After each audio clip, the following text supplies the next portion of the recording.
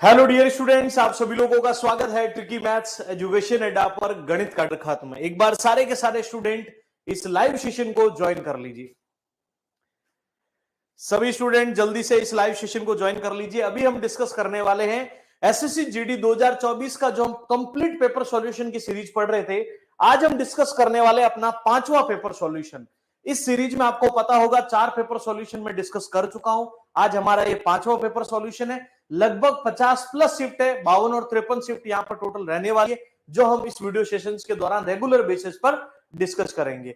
तो एक बार जल्दी से जल्दी सभी साथी इस लाइव सेशन को ज्वाइन कर लीजिए, फिर हम हमारा आगे का डिस्कशन शुरू करते हैं।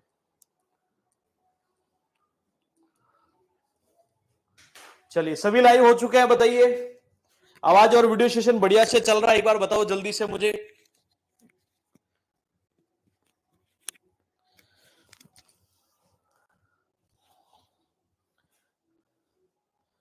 सभी बच्चे एक बार जय हिंद का मैसेज लिख दो। आवाज और वीडियो सेशन एकदम ओके है तो बढ़िया सब कुछ। और अब रेगुलर सेशंस आप लोगों को डेली बेसिस पर ये 9 बजे क्लास आपको मिलती रहेगी, रेगुलर 9:15 बजे। ओके, चलिए तो डिस्कशन को शुरू करते हैं। आज हम डिस्कस करने वाले हैं 21 तारीख की शिफ्ट 1 का पेपर एनालिसिस। ओके, आज हमारा ये 5वां पेपर सॉल्यूशन चल रहा है।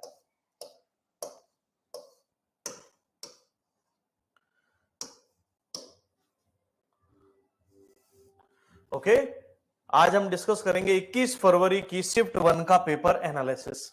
चलिए, सभी लाइव हो चुके हैं, जल्दी से बताइए तो सेशन को शुरू करते हैं। साउंड अभी भी इश्यू आ रहा है क्या? बताओ, साउंड अब तो ठीक हो जाना चाहिए, बताओ एक बार।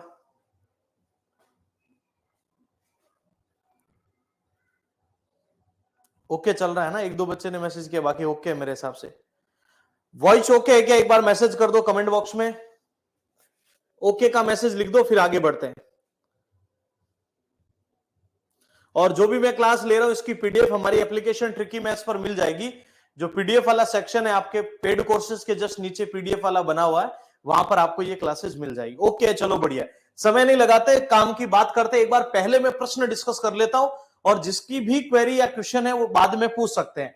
एक और चीज बता देता हूं, अगर आपका टारगेट है इस बार एसएससी जीडी क्रैक करना, क्या किसी भी हालत में आपको जीडी भर्ती परीक्षा क्रैक करनी है, तो आज ही हमारा जो मिशन जीडी बैच है उसको आप ज्वाइन कर सकते हैं। कंप्लीट मैथ्स की तैयारी यहां पर आपको कराई जाएगी। ओके, कंप्लीट मैथ्स का सिलेबस आप लोगों को मिलेगा। जिस भी बच्चे को ज्वाइन करना है, आज ही मिशन जीडी मैथ्स का बैच है, उसको आप डेफिनेटली ज्वाइन कर सकते हैं। ओके, चलिए अब बढ़ते हैं हम लोग आगे की ओर। जो यहां पर सीट के क्वेश्चंस अपने ऐड हो ही चुके हैं, ठीक है, इस क्वेश्चंस का आंसर देने का प्रयास करना है। हाँ, डेली बेसिस पर क्लास होगी आप लोगों के लिए। और जिन बच्चों को, जैसे बिल्कुल प्रज्ञा आप जो मैसेज कर रहे हैं, जिन बच्चों को कॉम्बो बैच ज्वाइन करना है, जिनको हिंदी भी पढ़ना है, मैथ्स भी पढ़ना है, रीजनिंग भी पढ़ना है, जीके भी पढ़ना है, वो हमारा जो बैच है जय हिंद 1.0 टारगेट 1.0 जो है वो है अपने रेलवे भर्ती परीक्षा के लिए, और जय हिंद 1.0 जो है वो अपने एसएससी जीडी का कंबाइंड हमारा बैच है। तो डेफिनेटली आप उसको भी ज्वाइन कर सकते हैं फॉर द ऑल सब्जेक्ट्स। और जिनको ओनली मैथ्स कवर करनी कंप्लीटली मेरे द्वारा, तो वो जो है मिशन जीडी बैच है, उस मिशन एसएससी जीडी उसको ज्वाइन कर सकता है। ओके, ओनली मैथ्स के लिए विकास मैंने बता दिया ना। चलिए अब बढ़ते हैं आगे की ओर। फर्स्ट क्वेश्चन है आप लोगों के लिए 2.3 बार 4.3 बार का मान क्या होगा।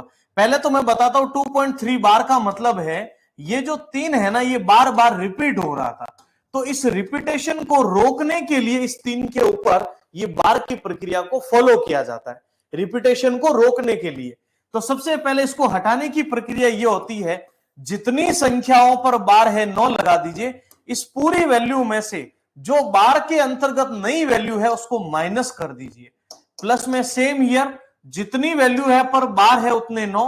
पॉइंट के बाद अगर किसी पर बार नहीं होता तो वहां 0 काम आता, ध्यान रखना।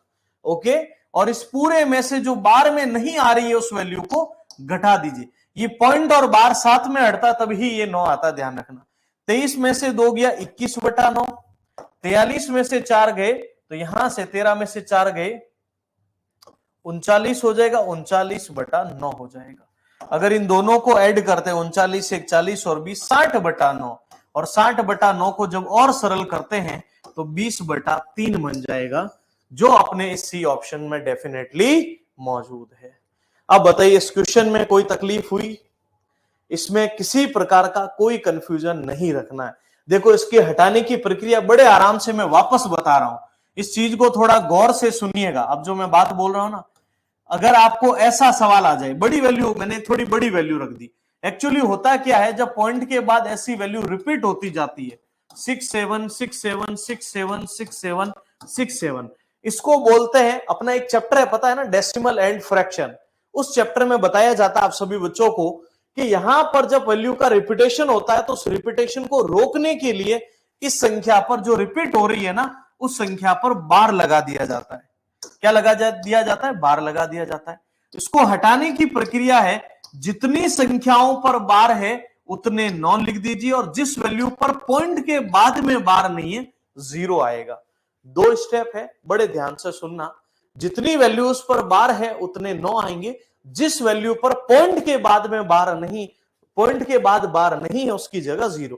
पॉइंट से पहले वैल्यू पर बार नहीं है उससे हमें कोई मतलब नहीं होगा, ठीक है। और फिर इस पूरी वैल्यू में से 32,567 में से जो वैल्यू इस बार में नहीं थी उस पूरे को एक साथ घटा लेंगे। तो 3 स्टेप होते हैं, बार की जगह 9 आएगा, पॉइंट के बाद जिस पर बार नहीं है 0 आएगा, और पूरे नंबर में से जो वैल्यू बार के अंतर्गत नहीं है उसको माइनस कर लिया जाता है पूरे नंबर में से। तीनों स्टेप याद रखोगे तो ये सवाल जीवन में कभी गलत होगा नहीं।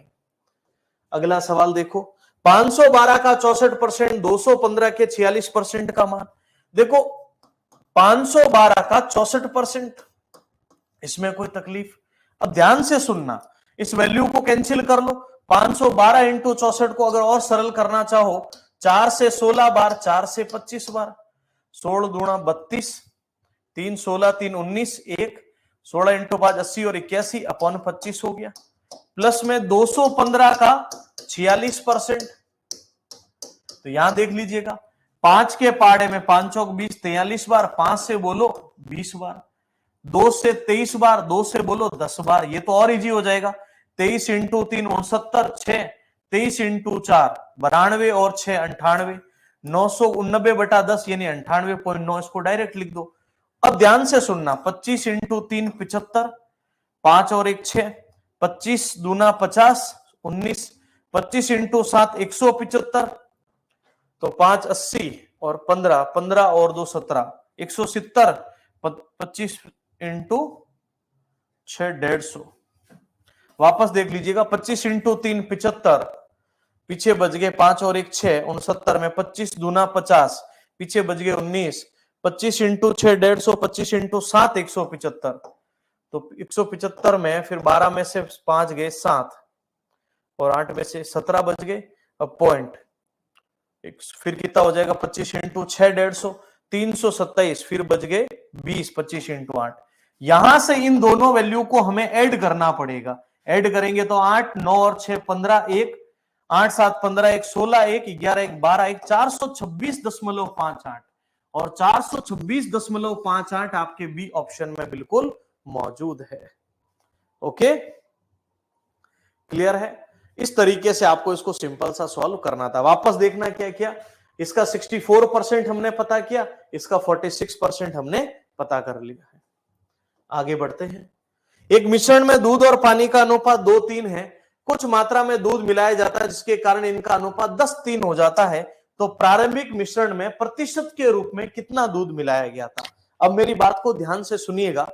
पहले क्या अनुपात था? 2:3 है, और जिसके कारण दूध का अनुपात 10:3 हो जाता है।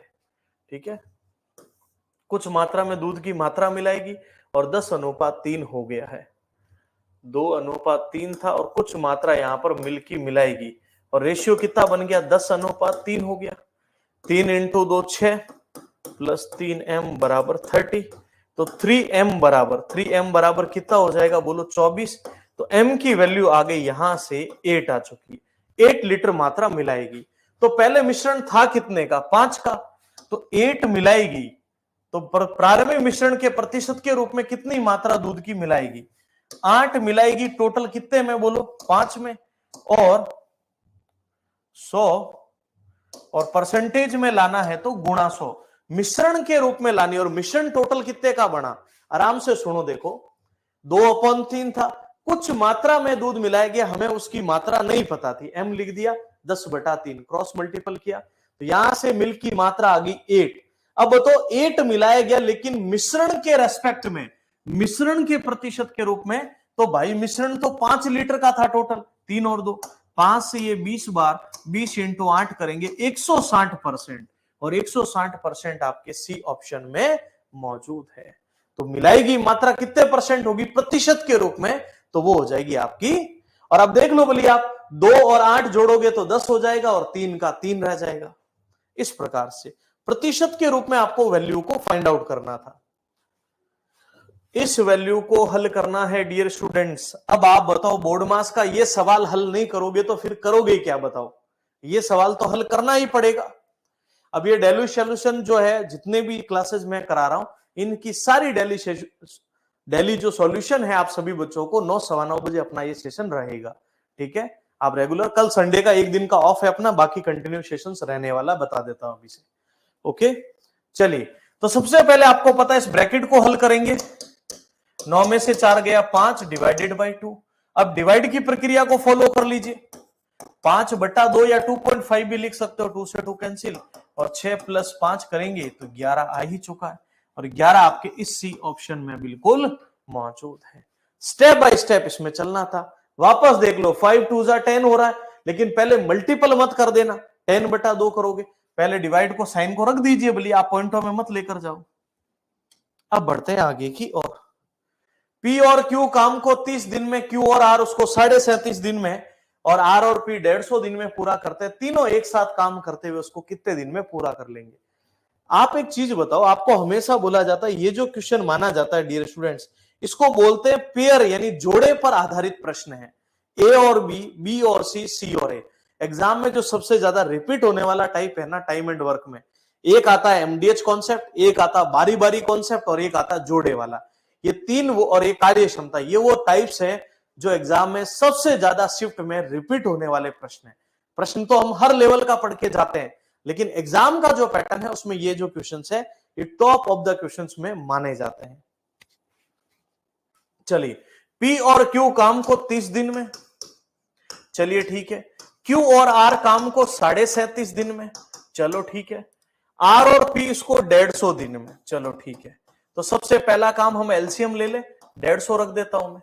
तो सबसे पहले ये वैल्यू 5 बार, 37 का डबल 75, 37 इंटू कितना हो जाएगा बोलो? 37.5 इंटू 6 हो जाएगा 30, 42 3 45, नहीं तो 37.5 का डबल 75, 75 का डबल यहां से 37.5 डबल 75 इंटू 3, फिर हो जाएगा 150। तो 4 बार हो रहा है, 20 28 2 30 12 3, बिल्कुल ये 4 टाइम कैंसिल, और यहां से ये कैंसिल हो जाएगा 1 टाइम। अब यहां नोटिस कर पा रहे हो, पी 2 बार है, क्यू भी 2 बार है, आर भी 2 बार, 2 times P plus Q plus R equal to हो जाएगा 9 और 1 10 हो चुका है। ये जो एफिशिएंसी है ना, अगर ये जोड़ा नहीं होता तो आपको पता है P plus Q plus R होता, लेकिन पी डबल टाइम है, क्यू डबल टाइम है, आर भी डबल टाइम, तो ये जो एफिशिएंसी है ना, ये सिर्फ पी क्यू आर की नहीं है, 2 टाइम्स पी क्यू आर की है।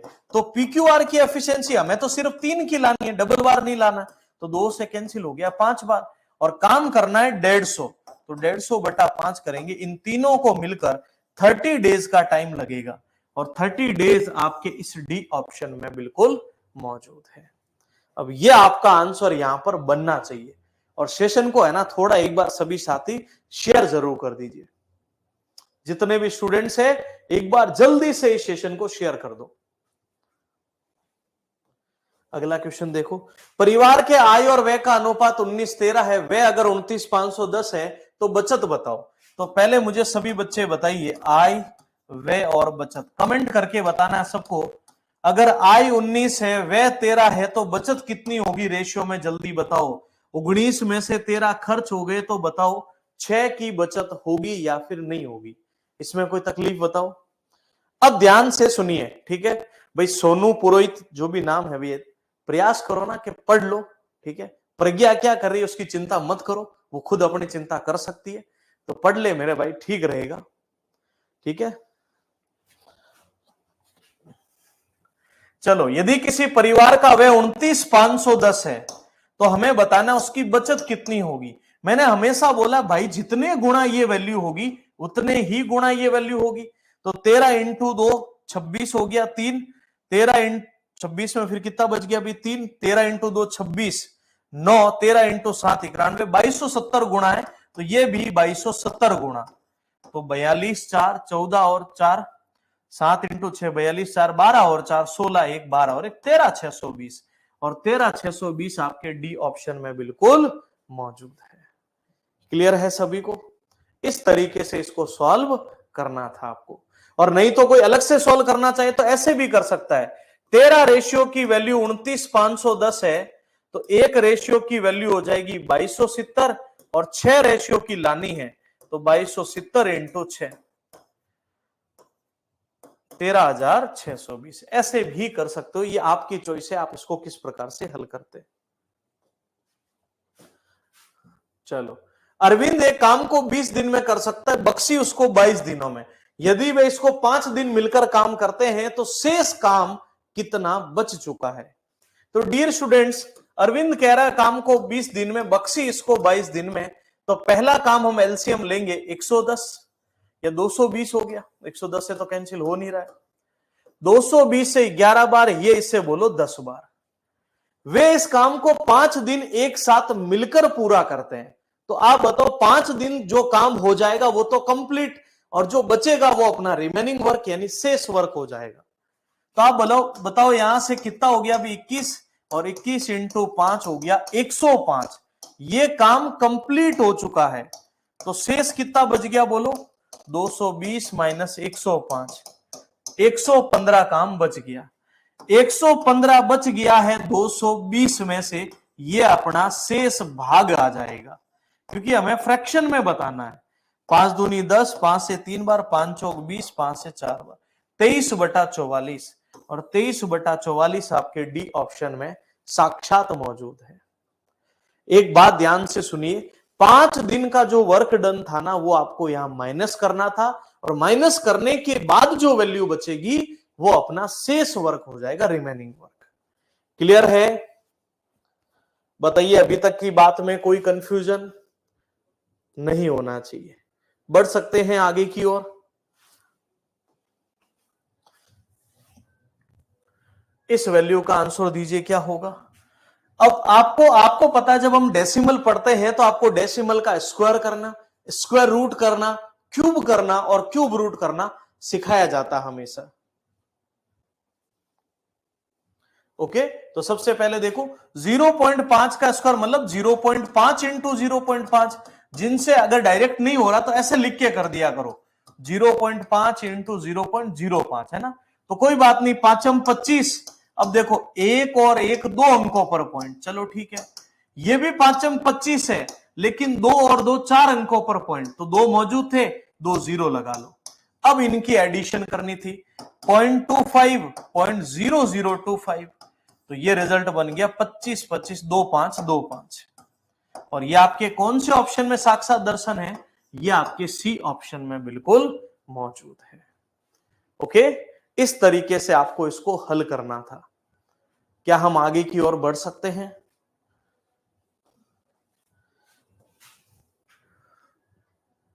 इसका आंसर देने की कोशिश कीजिए। 600 मीटर लंबी एक रेलगाड़ी विपरीत दिशा में चल रहे एक व्यक्ति को 20 सेकंड में पार करती है। विपरीत दिशाओं में चालों का योग होता है, समान दिशाओं में चालों का अंतर होता है, डिफरेंसेस होता है। यदि रेलगाड़ी की चाल व्यक्ति की चाल की 5 गुना है तो रेलगाड़ी की स्पीड कितनी होगी। तो पहले तो हम एक काम करते हैं, हम सापेक्ष स्पीड लेकर आते हैं, निरपेक्ष स्पीड। हमेशा ध्यान रखना, समान दिशाओं में चालों को घटाया जाता है वो स्पीड आएगी, और विपरीत दिशाओं में चालों को जोड़ा जाता है वो स्पीड आती है। जो स्पीड आएगी वो एडिशन ऑफ द स्पीड्स होगा रेल और मैन का, यानी व्यक्ति का। तो यहां से ध्यान से सुनिएगा, 600 मीटर लंबी एक रेलगाड़ी, ये रेलगाड़ी होगी 600 मीटर, और ये इस दिशा में जा रही है और ये व्यक्ति को पार कर रही है, इधर आ रहा है व्यक्ति।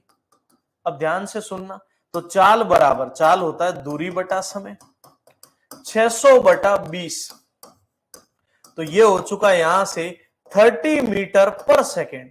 लेकिन ये 30 मीटर पर सेकेंड दोनों का एडिशन आया है, क्योंकि विपरीत दिशाओं में चालों का योग होता है डियर स्टूडेंट्स। और यहां बोला गया कि जो रेल की स्पीड है वो आदमी की स्पीड, व्यक्ति की स्पीड का 5 गुना है, यानी जो चाल है वो इस अनुपात में बांटी, 5 और 1 6 हो गया, 6:30 का, तो 1:5 का। रेलगाड़ी की चाल हो जाएगी 5×25, तो रेल हो जाएगी 5 × 5 25 मीटर पर सेकेंड। पर आप कहोगे ऑप्शन तो एक भी मीटर में नहीं है, कोई बात नहीं, आपको बदलना तो आता है ना।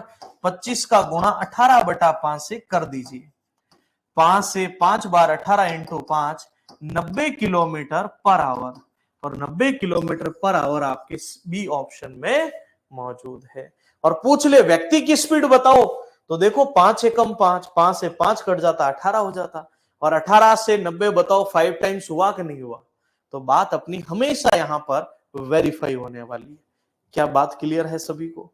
कोई कंफ्यूजन है क्या इस चीज में अब 1% भी? ठीक है, चलिए इस क्वेश्चन का आंसर दीजिए। एक पुस्तक उसके अंकित मूल्य के 16/25 बेचने पर हानि होती है, अंकित मूल्य के 16/25 में बेचने पर लॉस हो रहा है। ठीक है, चलो ठीक है, पुस्तक के अंकित मूल्य और विक्रय मूल्य का अनुपात बताइए। बेचने पर अंकित मूल्य और विक्रय मूल्य का अनुपात कितना होगा? तो आप पहले तो मुझे एक चीज बताइए, अंकित मूल्य के 16/25 बेचने पर हानि होती है, तो अंकित मूल्य के 16/25 में बेचने पर हानि होती है, तो इसका मतलब अंकित मूल्य तो 25 रहा और बेचा कितने में? 16 में। बात समझ में आई? तभी तो यहां हानि की कंडीशन बनी है, और हानि की कंडीशन यहां से आपको पता चल जाएगी। पुस्तक के अंकित मूल्य और विक्रय मूल्य का रेशियो क्या होगा? अंकित मूल्य तो 25 हो गया, ये हो चुका अपना 16। बात समझ में आई? इस तरीके से यहां इसको हल करना था आपको। बात समझ में आई? मतलब 25 रुपए की चीज को जब 16 में बेचते हैं ना, तब वो हानि की कंडीशन बन जाती है। बस उन दोनों का हमें रेशियो फाइंड आउट करना था, और ये रेशियो आपको यहां पर गिवन है।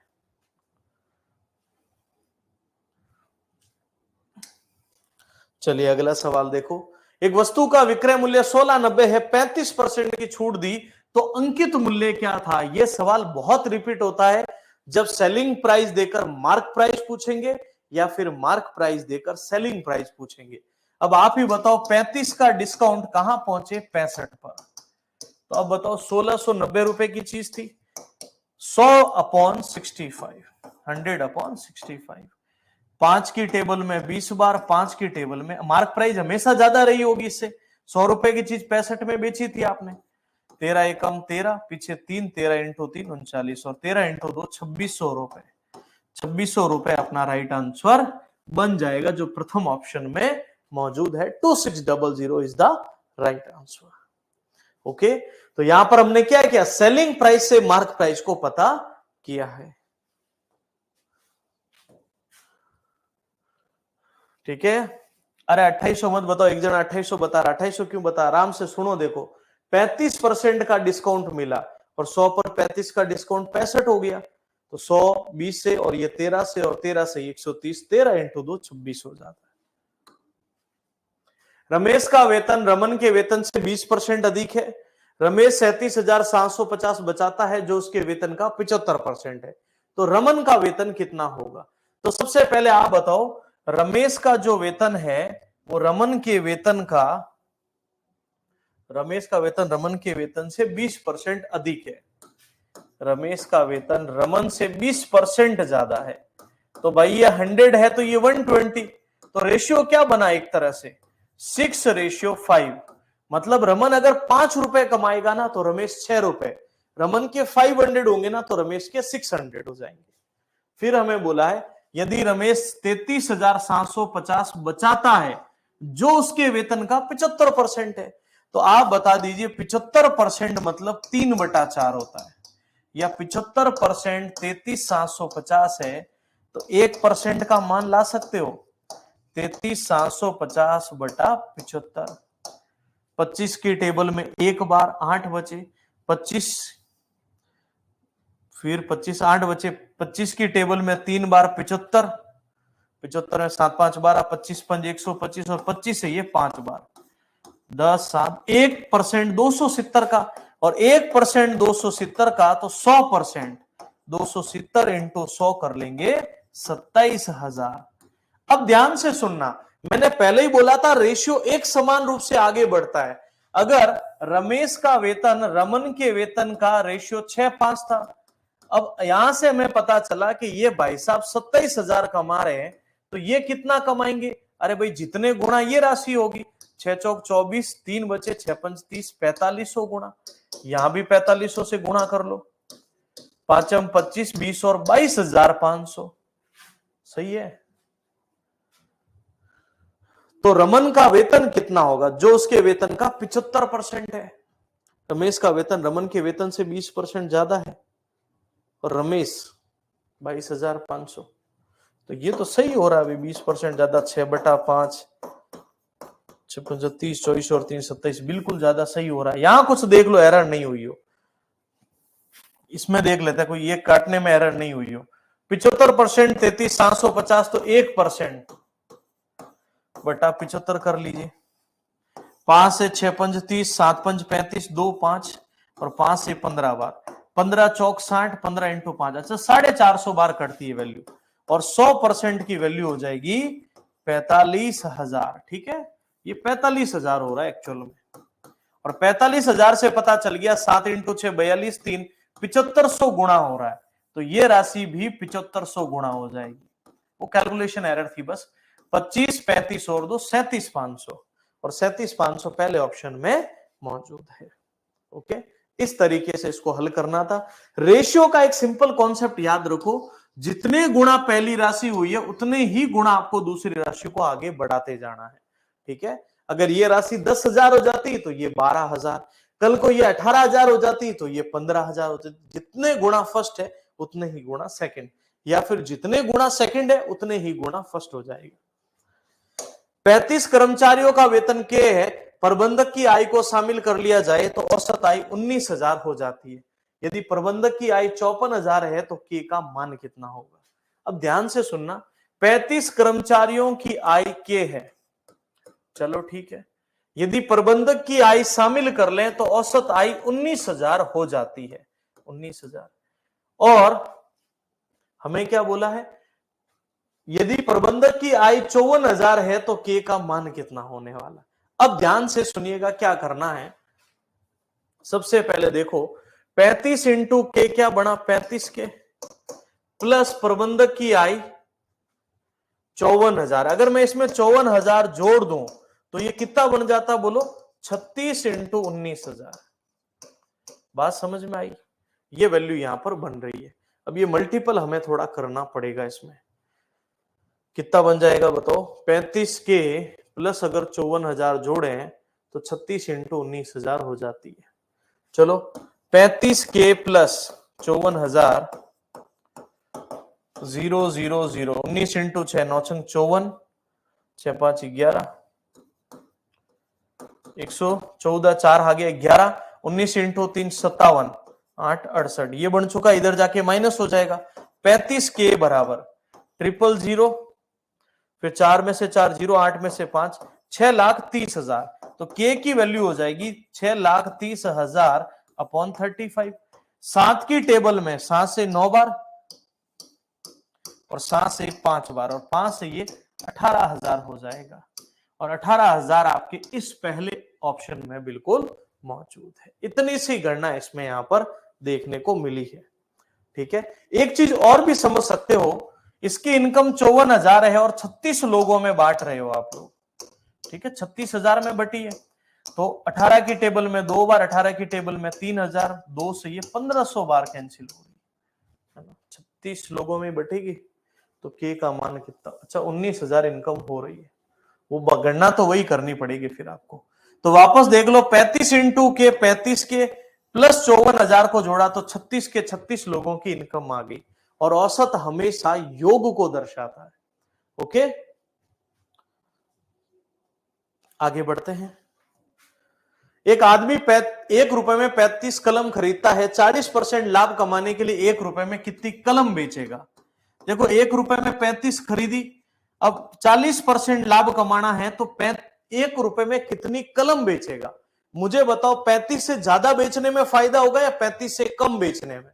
रुपए तो पहले भी आप 1 कमा रहे थे, अब भी आप 1 कमा रहे हो, तो 40 का फायदा कमाना है तो ज्यादा बेचनी पड़ेगी या कम बेचनी पड़ेगी? इतना सा मैसेज करके बता दो आप, जल्दी से बताइए। वस्तु ज्यादा बेचनी पड़ेगी या कम? अगर आप पहले भी 1 रुपए और अब भी 1 रुपए कमा रहे हो तो वस्तु की मात्रा कम करोगे ना, तब प्रॉफिट की कंडीशन बनेगी। तो कम करोगे तो ऊपर हो जाएगा 100/140, 2 से 5 बार, 2 से 7, 7 से 35, 5, तो 25 वस्तु बेचनी पड़ेगी 1 रुपए की, जो आपके बी ऑप्शन में बिल्कुल मौजूद है। इस तरीके से इसको हल करना था। 22 शिक्षकों की आयु 64 है, उसमें एक शिक्षक शामिल करने पर 1 वर्ष की वृद्धि हो जाती है। नए शिक्षक की उम्र 22 की उम्र अगर 64 है तो औसत तो हमेशा योग लाता है, क्योंकि एवरेज है। बात समझ रहे हो? 22 × 4 88, 8 132 और 8 140, 1408 हो गया। यदि एक शिक्षक को शामिल कर लिया तो लोग कितने हो गए बोलो? 23, और औसत 3 बढ़ गया। 23 × 3 69, 6 23 × 6 18, 12 138 और 6 144। अब आप ही बता दीजिए, 1408 से ये 49 हो रहा है, उम्र कितनी बढ़ जाएगी? 69, फिर 6 138 और 6 149। तो क्या बोला हमसे? तो नए शिक्षक की उम्र आयु कितनी होने वाली है? ये देख लो, मल्टीपल में तो कोई एरर नहीं। 88 में 8, 12 132 और 8 140, ठीक है। 23 × 3 69। अच्छा, एक बढ़ गई है, कम हो गया? अच्छा, एक बढ़ चुकी है, सॉरी। चलो इधर देखो, 23 × 5 115 में 11 आ गए। 23 × 6 138 और 11 1495। अब आप बताइए, 1495 में से 1408 माइनस हो गए, 15 में से 8 7 87। 87 आपके पहले ऑप्शन में बिल्कुल मौजूद है। क्लियर है? इस तरीके से इसको सिंपल सा हल करना था। बढ़ते हैं आगे की ओर। ये 16वां सवाल है, सिंपल सा आपके सिंप्लीफिकेशन का है। तो आपको पता है पहले ये दोनों ब्रैकेट को हमें हल करना है। 27 × 50 0, 35, 3 10 और 3 13 50 डिवाइडेड बाई 25 × 5। 15 में से 14 गए तो 1 बच गया यहां से, और प्लस में 25 × 3 75, 5 बच गए, 25 दूना 50। अब ध्यान से सुनना, ये चीज अलग है और ये चीज अलग है, तो पहले आप यहां मल्टीपल नहीं करेंगे, डिवाइड की प्रक्रिया अब आपको फॉलो करनी है। कितना हो जाएगा? 25 × 5 125, 10 बज गए 100, 25 चौक 100 × 5 प्लस 32, 20, 25 और 2 27 प्लस 32, 10 302, और 302 आपके पहले ही ऑप्शन में बिल्कुल मौजूद है। कितने बच्चों का आंसर 302 आया था? ठीक है, 65। हाँ, 65 तो वो कर दिया, चलो ठीक है, पिछले में कह रहे हो आप। ठीक है, इस तरीके से स्टेप बाय स्टेप आपको चलना है। पहले इसका सॉल्व किया, फिर 25 का डिवाइड किया, और फिर वहां पर आपका सॉल्यूशन इसका जो बना है वो बना 32। अगला क्वेश्चन, 2 वर्षों से साधारण और चक्रवृद्धि ब्याज 12,000 और 14,400 रुपए है, तो मूलधन कितना होगा? ये सवाल आपके लिए बहुत ही महत्वपूर्ण सवाल हो जाता है, क्योंकि यहां पर क्या होगा, आपको रेट ऑफ इंटरेस्ट पता करना पड़ेगा और फिर आपका आंसर बनेगा। ध्यान से सुनिएगा। सबसे पहले बताओ, ये अपना SI है और ये अपना CI है, पहले साल और दूसरे साल। पहले तो मुझे सभी बच्चे मैसेज करके बताओ, 2 साल के 12,000 का साधारण ब्याज है, तो 1 साल का साधारण ब्याज कितना होगा? जल्दी बताइए मैसेज करके। 2 साल के चक्रवृद्धि ब्याज को छोड़ दीजिए 2 मिनट के लिए, मुझे तो सिर्फ बता दो, 2 साल का सिंपल इंटरेस्ट 12,000 है, तो 1 साल का कितना होगा?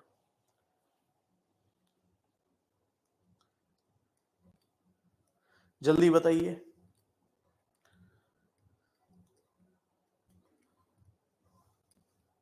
चलो इधर देखो भी, ये हो जाएगा 6000, ये भी हो गया 6000। इसमें कोई तकलीफ हुई? अरे साधारण ब्याज एक समान रूप से आगे की ओर बढ़ता है। चक्रवृद्धि ब्याज में पहले साल तो साधारण और चक्रवृद्धि बराबर चलते हैं। इसका मतलब 14,400 में से पहले साल अगर 6,000 है, इसका मतलब दूसरे साल हमने 8,400 रुपए दिए, तभी तो 14,400 हुए। अब जो एक्स्ट्रा लगा है ना, वो ब्याज पर ब्याज उसी दर से लगता है। सिंपल और कंपाउंड में क्या इंटरेस्ट होता है बताओ? सिंपल इंटरेस्ट एक निश्चित दर से एक निश्चित समय के लिए चलता रहता है, लेकिन कंपाउंड इंटरेस्ट में रुपए पर तो ब्याज लगता ही लगता है, लेकिन जब ब्याज पर भी ब्याज लगे उसी को हम कंपाउंड इंटरेस्ट बोलते हैं। यानी हमने जो ब्याज दिया था ना, इस पर भी कुछ ब्याज लगा, 6,000 पर 2400 रुपए एक्स्ट्रा दिए हमने, तो वो दर हमें पता करनी पड़ेगी। तो आप बताओ यहां से यहां में आपने कितने रुपए एक्स्ट्रा दिए? 2400 दिए, तो 2400 दिए 6,000 पर परसेंट के लिए गुणा 100, तो ये अपनी रेट ऑफ इंटरेस्ट आ चुकी है 40%। अब आप बताओ, आपको रेट ऑफ इंटरेस्ट पता है, आपको ब्याज पता है, आपको समय पता है, तो क्या मूलधन नहीं ला सकते? साधारण ब्याज में सिखाया था मूलधन लाने का तरीका, याद है? भूल गए? SI इंटू 100 अपॉन, अगर प्रिंसिपल पूछ लिया तो रेट और टाइम हो जाते हैं। तो SI में कितना रख दू बोलो? एक साल का 6,000, 6,000 इंटू 100 बटा रेट ऑफ इंटरेस्ट 40 इंटू 1। बहुत जने कहेंगे सर 6,000 क्यों रखा, 12,000 रख दो। हाँ रख सकते हो भाई, यहां 12,000 रखो ना तो समय 2 साल रख देना, 18,000 रखते हो ना तो समय 3 साल रख देना। 0 से 0 कैंसिल, ठीक है, 2 से 5, 2 से 2, 2 से ये 3,000, और 3,000 इंटू 5 करेंगे, प्रिंसिपल आ जाएगा 15,000, और 15,000 आपके सी ऑप्शन में साक्षात मौजूद है। बहुत बढ़िया। अभी 15 के अंडरटेकर का भी उत्तर आ चुका है। अभी अंडरटेकर भी पढ़ाई करने आ चुका है। अब आप तो पढ़ लो आप लोग, अब तो कंपटीशन भी बढ़ गया है। चलो बहुत बढ़िया। अभी 15 के काफी सारे बच्चों ने आंसर कर दिया है। किसी धनराशि का 20 वर्षों के लिए प्राप्त ब्याज राशि का 2/5 है, वार्षिक ब्याज की दर बताओ। एक चीज बोल रहा हूं मैं, ये 2024 का पेपर है, आप 2024 के हमारे जाके साधारण ब्याज के वीडियो देख लेना। आपको ये सवाल हमेशा, ये वाला या इससे पहले वाला, हर क्वेश्चन पढ़ने के बाद आपको पता चलेगा ये क्लास में कराए जाते हैं, बस हमें ढंग से पढ़ के जाने की जरूरत है। इसी वैल्यू के साथ आपको मिल जाएगा 2/5, 4/5, 3/5, 20 वर्ष की जगह 10 वर्ष, 8 वर्ष, 4 वर्ष, कुछ भी आ सकता। आगे के लिए भी तैयार रहना। मुझे आप बताओ, वर्ष हमें पता है, ब्याज राशि का 2/5 है, तो देखो वर्ष तो 20 हो गए, ब्याज मूलधन यानी राशि का 2/5 है। और मैं हमेशा बोलता हूं यहां मानना कुछ भी नहीं है, ये पहले से मना हुआ है। मना हुआ कैसे? ब्याज पता है, राशि पता है, समय पता है, कमी है दर की, और दर लाने का तरीका SI इंटू 100 तो ऊपर, और अपॉन में रेट ऑफ इंटरेस्ट है तो प्रिंसिपल इंटू टाइम आ गया। अभी मैंने प्रिंसिपल पूछा था तो रेट और टाइम आ जाएगा, कल को मैंने टाइम पूछा तो principal into rate. SI into 100, ब्याज इंटू 100 हमेशा ऊपर रहता है। चलो भी, ब्याज में कितना रखूं बोलो? 2 इंटू 100, राशि मैंने 5 रखी दी, और टाइम तो क्वेश्चन में दिया ही था 20 से 5, 5 से 5, तो रेट ऑफ इंटरेस्ट 2%, जो हमारे बी ऑप्शन में बिल्कुल मौजूद है। बताइए, कोई तकलीफ, समस्या, दिक्कत नहीं होनी चाहिए। ओके, चलिए, एक त्रिभुज की ऊंचाई ज्ञात कीजिए जिसका आधार ऊंचाई का 5/7 है। अब आप बताइए, त्रिभुज के आधार और ऊंचाई की बात हो चुकी है समकोण त्रिभुज के रूप में, जिसका क्षेत्रफल 18.026 है, आधार ऊंचाई का 5/7 है। आधार ऊंचाई का 5/7 मतलब रेशियो क्या बन चुका है? 5:7। बताइए, इसमें कोई तकलीफ? अब आप बताओ, एरिया क्या होता है इस त्रिभुज के लिए? 1/2 आधार इंटू ऊंचाई, बेस इंटू हाइट, जो दे रखा 18.207, तो 1/2 आधार कितना रख दूं मैं? 5 अनुपात, ऊंचाई होगी 7 अनुपात बराबर 18.207। चलिए इस वैल्यू को कैंसिल कर लेते हैं, पॉइंट हटाया तो 000 है ही, ठीक है। 7 का भाग दे दो, 7 दूनी 14, 207, 4 बज गए, 7 इंटू 6 42, फिर एक बार, फिर 5 का भाग दे दो, 5 25, 1 बचा, 5 दूनी 10, 1 5 दूनी 10, फिर 0.5 हो रहा है, ठीक है, 5 गुणा हो रहा है ना, अच्छा 2 हो जाएगा, 520.2, ठीक है, 2 से ये वैल्यू कट रही है 500 बार, ठीक है, तो यहां से जो ए स्क्वायर की वैल्यू आ रही है 520.2 अपॉन 500 आ रही है, 5/7वां भाग है, तो हाइट हमें पता करनी है। अब यहां से जैसे ही पॉइंट हटाएंगे 0 आ रहा है, 2 से 2 दूनी 4, 1 6 0 2601, और 2 से ये 2500 बार, स्क्वायर हटेगा तो रूट लगेगा, 2601 और 2500 बन रहा है, 50 का स्क्वायर बन जाएगा और 26 किसका बन जाएगा, 27 का, 2601 किसका स्क्वायर बन जाएगा, चेक करो जल्दी से, 29 का,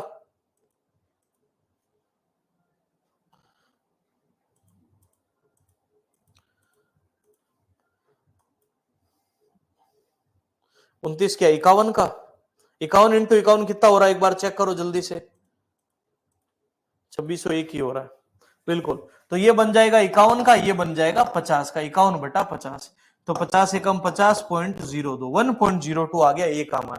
हाइट का मान पता करना, 7 से गुणा कर लो, 1.02 इंटू 7, 7.14, और 7.14 आपके बी ऑप्शन में मौजूद है।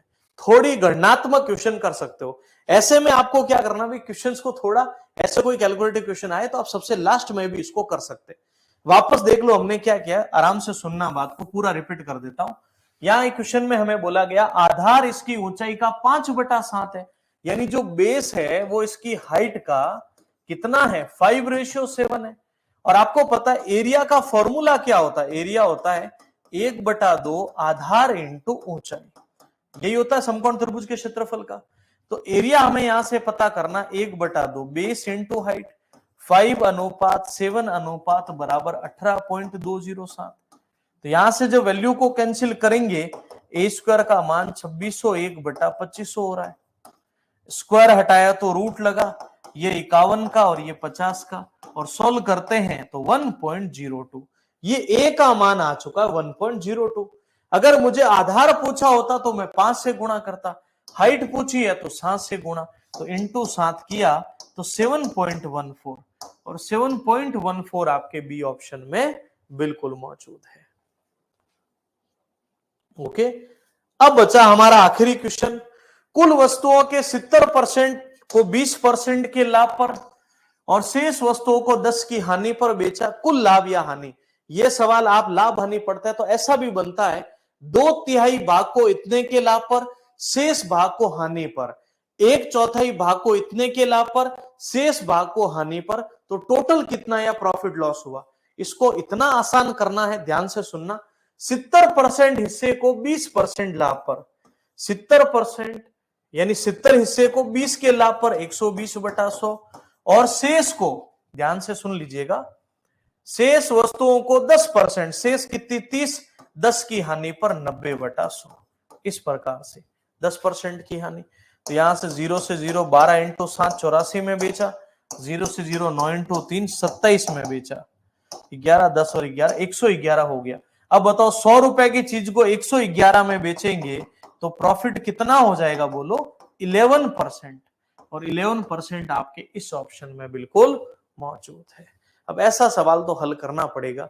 यह सवाल ऐसे भी आता है, 3/4 भाग को 20 के लाभ पर, शेष भाग को 10 की हानि पर, 10 की हानि 90 अब शेष भाग देखो 3/4, 4 में से 3 खर्च हो गया तो शेष भाग 1/4, तो ये 360/400, यहां हो जाता 90/400, एलसीएम लोगे 400 तो 450, यहां से देखना पड़ेगा 50 का प्रॉफिट 400 पर गुणा 100। एग्जाम में ये सवाल आता है, 2 से 25/2 यानी 12.5% प्रॉफिट, क्योंकि ज्यादा में बेच रहे हो, तो ये सवाल कभी कभी इस पैटर्न में भी देखने को मिलता है। ओके,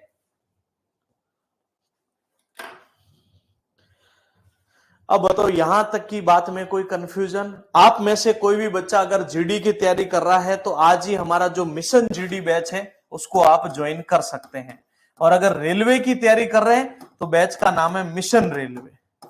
और मिशन रेलवे बैच हमारा मैथ्स का भी है, रीजनिंग का भी, और मैथ्स प्लस रीजनिंग भी है। और मैं कहूंगा कि आप मैथ्स प्लस रीजनिंग ज्वाइन कर लीजिए। इसमें मैथ्स और रीजनिंग कंप्लीटली मेरे द्वारा कराई गई है, आप ज्वाइन कर सकते हैं। ठीक है, और जल्दी हम लोग जीडी का भी रीजनिंग बैच आप लोगों के लिए कॉम्बो में लेकर आने वाले हैं, मिशन जीडी बैच के तहत। ठीक है, जिसको अलग ज्वाइन करना है वो भी कर सकता है, कॉम्बो में ज्वाइन करना रीजनिंग का वो भी ज्वाइन कर सकता है। ओके, चलिए। ओनली मैथ्स के लिए मैंने बताया ना, मिशन जीडी मैथ्स बैच उपलब्ध है ओनली मैथ्स के लिए। और मिशन रेलवे का भी मैथ्स बैच उपलब्ध है। एक मिनिमम फीस 199 299 की फीस में आपके सारे बैचेज अवेलेबल है। इससे ज्यादा किसी बैच की फीस हम नहीं रखते।